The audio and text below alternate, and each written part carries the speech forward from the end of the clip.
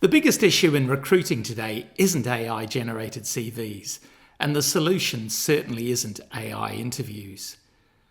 I would just say that if a company uses a robot to interview you, you have had fair warning as to how they will treat you later.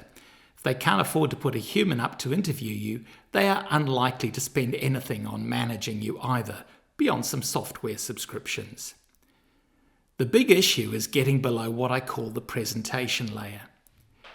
Everyone wants to look good in a recruitment process, and especially at interview, even if they don't actually want the job. Schools and universities and career specialists are training people how to appear something they are not, even though that is clearly bad for the potential employee as well as the potential employer. Fact-checking CVs is much harder these days.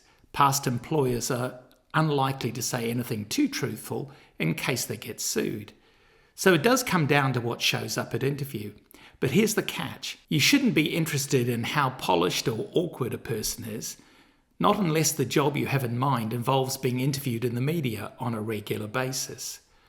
What you should be listening for is how the interviewee answers the questions that matter. And those are the questions that are based on objective data about the interviewee and which potentially supports or undermines their fit for the role. Those questions are going to be in the form, tell us about a time when you had to... The answer you are listening for begins something like, last week that happened and I did X. That means they recognize the issue and have an answer that works.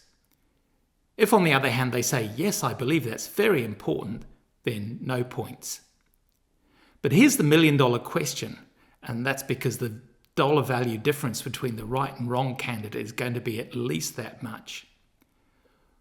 Where do you get your objective data from so you know which questions most need to be asked?